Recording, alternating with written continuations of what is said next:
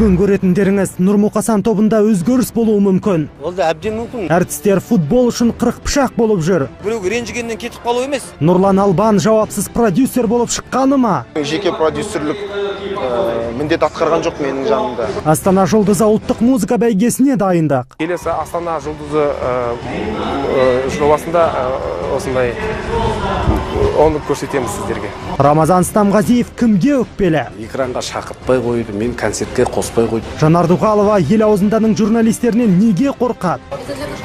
Ел аузында.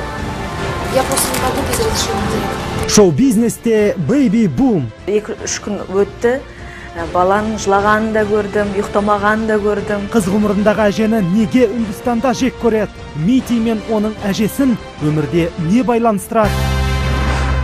Үнді сериалдарының жанкүйерлері қыз ғұмырының соңғы бөлімдері қалай болады екен деп күтіп жүрген анық. Сериалда әләсіз күтпеген оқиғалар орын алады. Әсіресе бұл Тапасияның өміріне қатысты. Ал көпшілік көрермен жаман рөлі үшін жек көретін әженің кесірінен Мити мен оның анасының өмірінде дағы қиындықтар болады. Енді сол әже туралы аз-маз ақпарат. Пратима Казми, ол осы жазда 67 жасқа толады. Қыз ғұмыры телехикаясына дейін 26 фильмге түскен. Режиссерлер оны тек жаман рөлдерге шақырады екен. Өйткені мұндай рөлді Пратима Казмиден артық ойнайтын актриса аз. Білесіз бе, мені Үндістанда өте жек көреді. Кейде дүкенге барсам, далада демалып жүрсем, менімен ұрсуға дайын тұратындар көп. Бәлкім бұл өз рөлімді жақсы ойнағандықтан болар. Дегенмен кейде көрермендердің бұл қылықтары жанымда ұртады. Отырып жылап алатын кездерім де болады. Әсіресе Ича мен оның анасына тиіспе дейтіндер көп. Бұл ханым Қазақстанға келсе таспен атқылайтын шығар. Өйткені бізде Ича мен оның анасын, Митиді жақсы көретіндер өте көп. Ича рөлінен кейін Тинаны мен де сіздер Тахур мырза деп танитын Аяпхан да оны жақсы көріп кеттік. Үшеуміз араласып тұрамыз. Тахур оны өз қызындай көреді. Керек кезде менен де ақыл сұрайды. Кеңесімді айтамын. Негізі Тина өте шебер әртіс. 5 жасына кино алаңдарында жүр. Сондықтан рөлдерін керемет ойнайды. Әртіс демекші, жуырда Астана арнасында тағы бір жаңа телехикая басталады. Матхубала деп аталатын сериал Ича сияқты жастайынан кино әлемінде жүрген Үндістанның ең танымал актрисасы жайында. Аңызға аты айналған актриса. Оның өміріне деген қызығушылық өте үлкен. Сондықтан 2006 жылы Матхубала атты толық метражды фильм түсірілген. Кино түсіріледі, ол сәтті болғаннан кейін 12 жылы 6 жылдан кейін телехикая түсіріледі. Көрермен арасында үлкен рейтингке ие болғандықтан қызығушылық Мағзұм Бегімнің өміріне қызығушылық артқаннан кейін. Бұл хикаяда үнді кино әлемінде атаңызға айналған Мағзұм Бегім, кейініректе Матхубала деген лақап атқа ие болған әртістің өмір жолы баяндалады. Оған арнап бұған дейін толық метражды фильм түсірілген. Міне оның трейлері.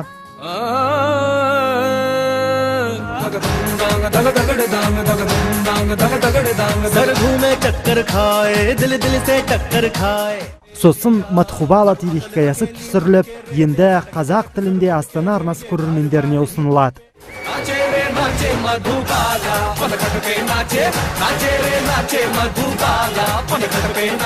Матхубала телехикаясы үнді сериалдарының үздік бестігіне кіреді. Яғни Қазақстанда мұндай деңгейдегі сериал басқа арналарда болмаған. Олай болса, қыз баланы қадірлеп, қастерлеуді насихаттайтын хикаяны көрермен назарына ұсынуға дайынбыз. Қазір емес, жуырда, дәл қазір шағын өзінде.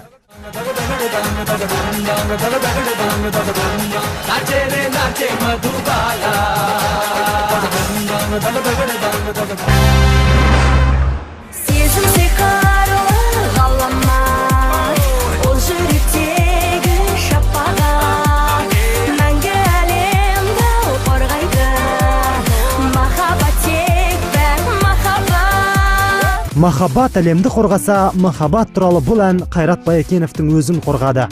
2014 жылғы Астана жұлдызы ұлттық музыка бәйгесінде аталмыш туынды үздік ән номинациясын иеленген болатын.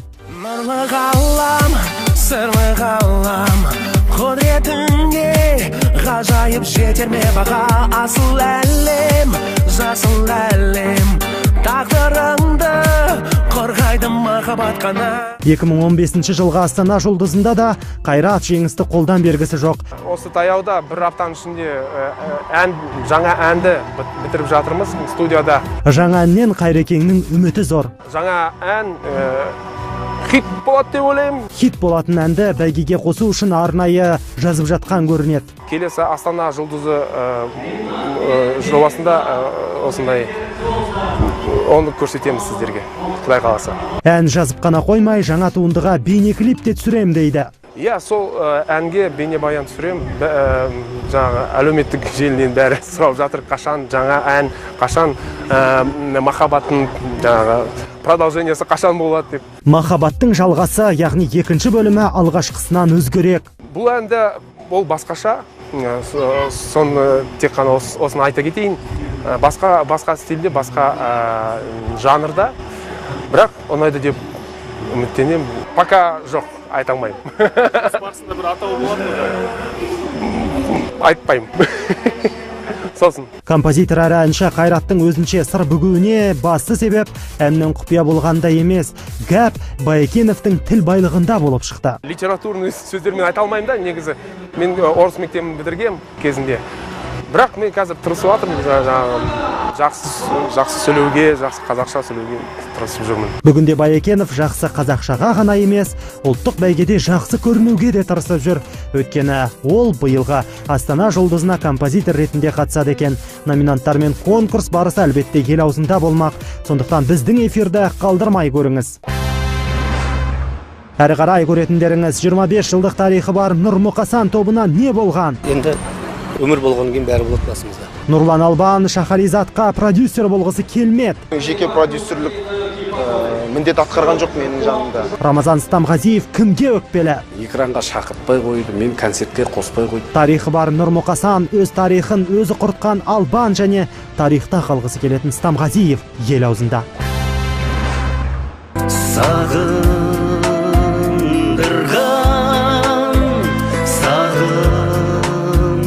жылдар 25 жасқа толған Нұрмұқасан дуэті бөлінейін деп жатыр. Мұқасан Шахзадаев жеке әнші болмақ.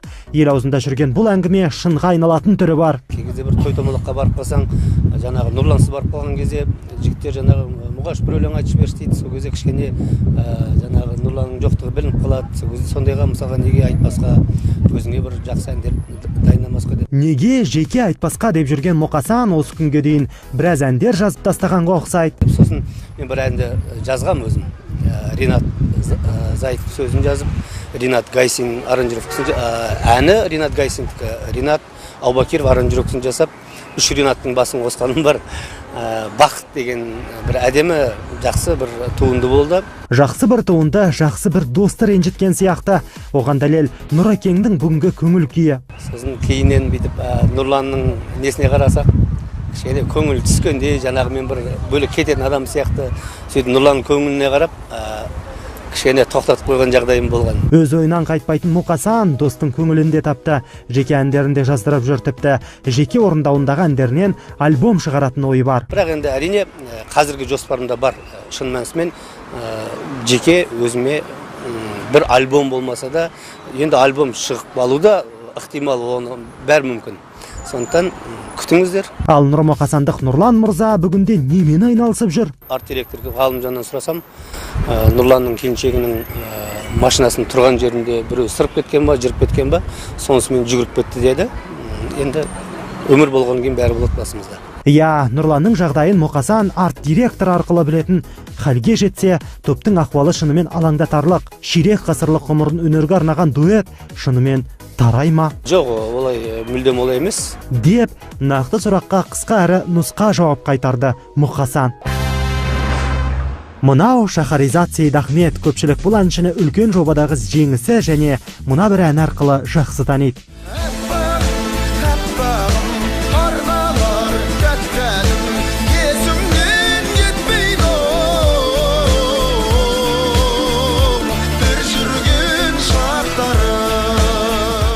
Шахаризаттың өнеріне сүйсінетін көрермен оны Нұрлан Албанның жобасы екен деп ойлап жүрді. Алайда бұл ақпарат ақиқаттан біршама алыстау. Аға бауыр болып, енді бұлай шығармашылық ақыл кеңестер болмаса, ал енді бұлай өгісінің жеке продюсерлік міндет атқарған жоқ менің жанымда. Қанша сұранса да Нұрлан Албан Шахаризатты қанатының астына алудан бас тартты. Себебі оның басқа да жобалары өз басына жетеді, тіпті артылады. Ақ кимешек киген әжелерінің өзі Албанның қанша уақытын алады екен. Шынымды айтсам, енді ол кісінің сол жоба барысындағы бергенінің өзі маған біраз дүние азық, менің оған ешқандай өкпе назым жоқ. Және де маған дейін де ол кісінің қарамағында бірнеше жобалары болған. Енді мен тар жерге тамаша болып қосылғаным, енді ол кісіге тағы да жүк болатын болды. Сондықтан әнші жігіт өзге продюсерлік орталықпен жарты жылға жуық уақыт жұмыс істесті. Алайда көп ұзамай аталмыш орталықтан кетіп қалды. Менің қазір продюсерім жоқ, продюсер болған, белгілі бір себептермен біз жұмысты тоқтаттық. Бәлкім өзінің де қолынан келіп қалатын шығар деген сияқты ойлар туындап, мен келісім шартқа отырудан бас тарттым. Ол кісілер де сондай шешім қабылдады. Келісім шарттан бас тартуындағы басты себеп енді қалай айтсақ болады, барлық сол қаржыға келіп тіреледі. Инвестиция дейді ғой. Сол салым жағы кішкене кеше жандай белгілі бір себептерге байланысты кедергілер болып көптеген қаржы жағынан сондай дүниелер болды. Сондықтан бүгінде Шахаризат өзіне өзі би, өзіне өзі қожа, әйдейтін албандікіндей әжелері де жоқ қасында. Сонда бүкіл Қазақстанның алдында тәлімгерімін деп айтып алады. Соңында оның бәрі өтірік боп шығады. Қызық жағдай. Дәстүрлі ән өнерінің ең заманауи өкілі Рамазан Стамғазиевтің өкпесі қара қазандай. Ол телевизия мамандарына ренжіп жүрген көрінеді. Бұрынғы вақыттарда осы бүткіл Қазақстанның телеэкрандары Алматыда тұрғанда кәдімгідей экрандарға көп шақырылатынбыз. Сондықтан Астанаға көшіп кеткен телевизияға жақын болу үшін болашақта елорданың тұрғыны атануға қарсы емес. Өйткені журналистерге қанша өкпелесе де кінә өзінен екенін мойындайды. Экранға шақыртпай қойды, мен концертке қоспай қойды деп өкпелеуге хақымыз жоқ. Шақырыламыз, бірақ көп жағдайларда қолымыз тимейді. Телевизиядағы дәстүрлі әннің насихатталуы толығымен өзінің қолында тұрғанында білет аға буынның жарқын өкілі. Ал енді оны қазір шығаратын, қазір қолдайтын біз сияқты мұғалімдер, біз сияқты орындаушылар, біз сияқты алдыңғы буын ағалар. Алайда бүгінде Рәкеңнің шығармашылықпен айналысуға уақыты жоқ. Өйткені Стамғазиев мырза ұстаздық етіп, үйретуден жалықпай жүргендердің бірі. Ұстаз деген білесіз, өзінің уақытын аямайды, басқаның уақытын аялайды дейді, сол жастарменен айланысып кетті. Көп нәрседе содан шектеліп экраннан кейде көрмей қаламыз. Сондықтан теледидардан көрмей, сағынып жүрген жанкүйерден өкпелемесін деп өтінеді.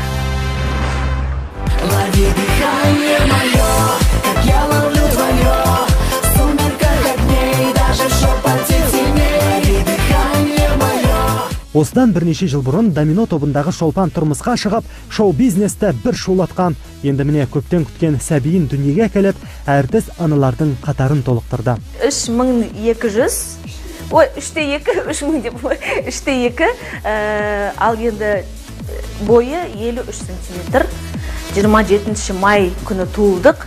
Бала аман-есен дүниеге келді, ал Шолпан ана болу бақытының дәмін татуда. 2-3 күн өтті. Баланың жылағанын да көрдім, ұйықтамағанын да көрдім.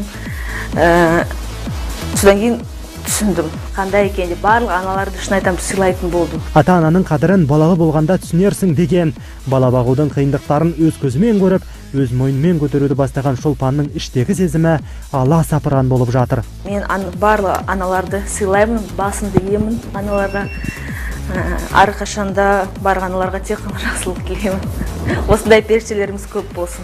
Шолпанның періштесінің есімі Дінмұхаммед. Осындай біздің де баламыз үлкен, осындай атақты адам болсын дейміз. Мамамыз, күйеуімнің мамасы таңдады осындай атты.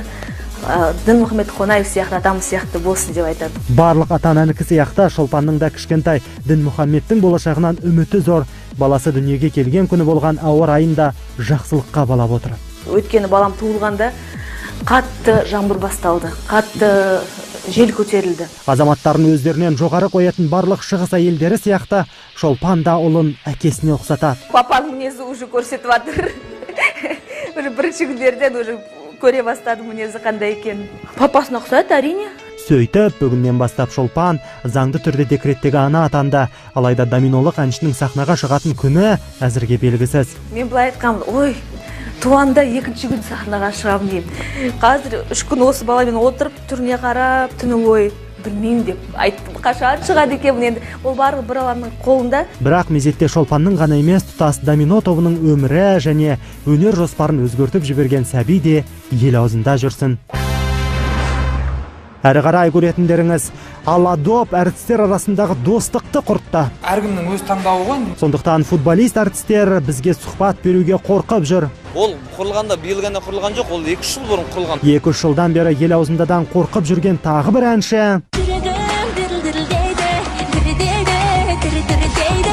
Шоу-бизнес жыртқыштарының жүрегі де ел аузында десе дірілдейді, дірілдейді. Футболист әншілердің тілегі мен Дуғалованың қорқақ жүрегі ел аузында. Алатау бұл күні кешеге дейін әртістер арасында болған жалғыз футбол командасы. Ресейлік әртістер құрамасын 3-0 есебімен жеңген команда ұзақ уақыт кәдімгі футболистерден де оқ бойы озық еді. Мұқасан Шахзадаев капитаны болған командада Ринго, Серлер сияқты топтар бар. Мейрамбек, Сәкен, Шубаныш сияқты қасқырлар да жетерлік.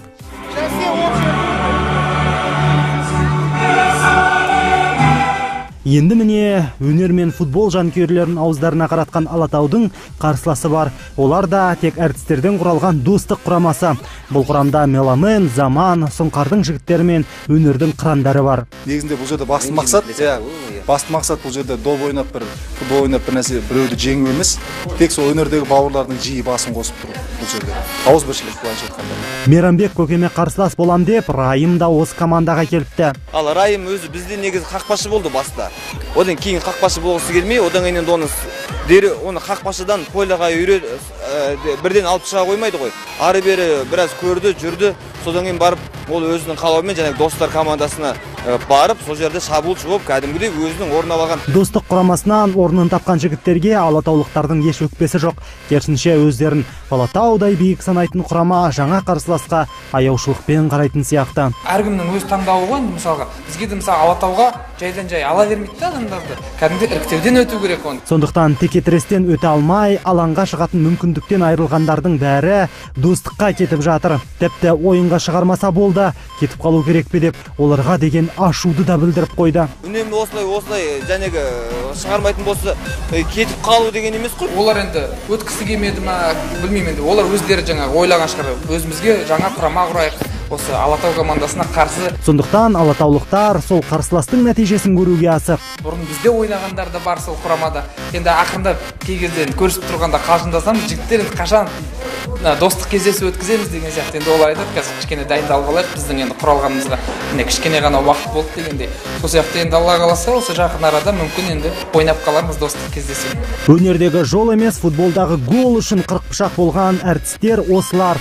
Енді оларда өздері достық кездесу атағанымен шындығында мықтыны анықтайтын шайқас күтіп тұр.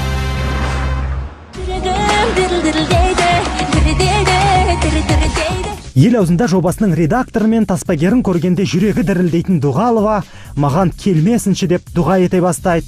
Бұлай дейтін себебіміз бар. Қашанда ел аузында ұжымын көргенде жанарын тығып қашуға тырысады. Сондықтан біз өзіміздің қорқынышты емес екенімізді көрсету үшін әншіге қып-қызыл гүл шоқтарымен бардық. Тіпті Жанардың сүйікті гүлдерін таңдап, Жанарға ғашық жандардай алдында басымызды игіміз келді. Бірақ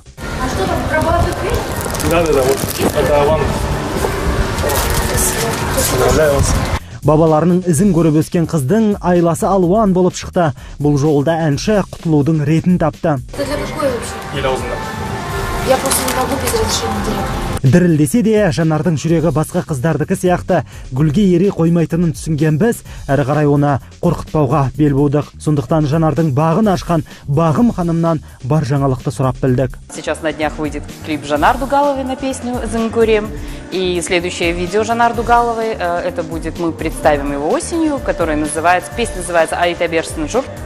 Она уже тоже практически готова. Бір клип пен бір әннің арнайы тұсаукесері де жоспарланып отыр. Алайда оның ауылы алыстау сияқты.